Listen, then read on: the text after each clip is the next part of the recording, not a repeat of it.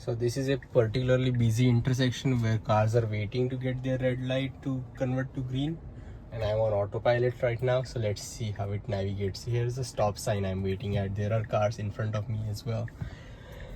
Let's see. The autopilot is actually set to full self-driving, so it should know what to do, hopefully.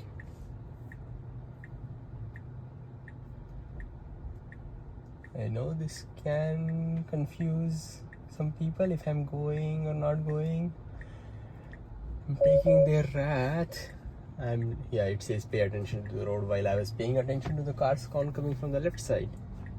Let's see. I am inching forward. There's a long line of people.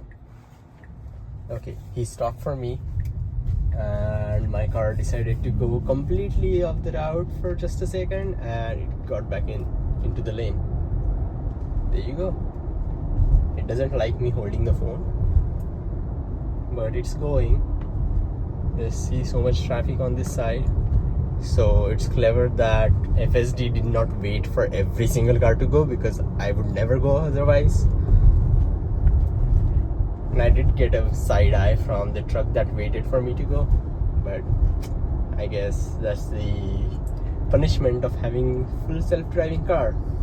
Even though that's a misnomer, it is not full self-driving and autonomous, it is supervised, but it's fine. I'm going home now. It's navigating. I'm keeping my hand on the steering wheel just to make sure that car thinks that I'm here.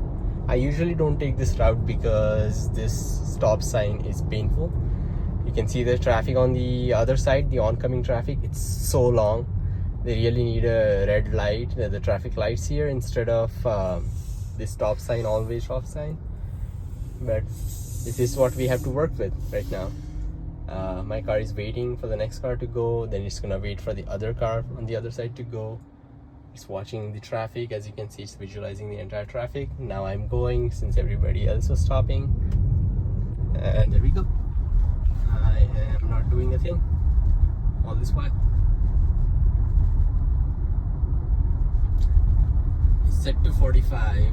It's slowly, probably going to 45 or staying around 41, it seems. I can push it to go to 50 by swiping this button forward. Now it's going forward a little bit to 43 miles per hour.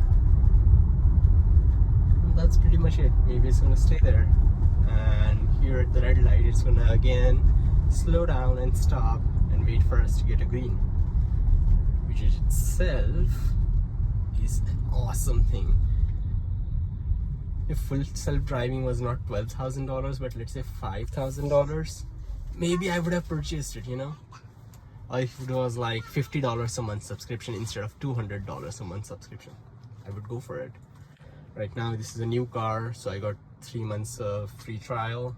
Everybody else is getting 1 month since they rolled out the version 12 of FSD.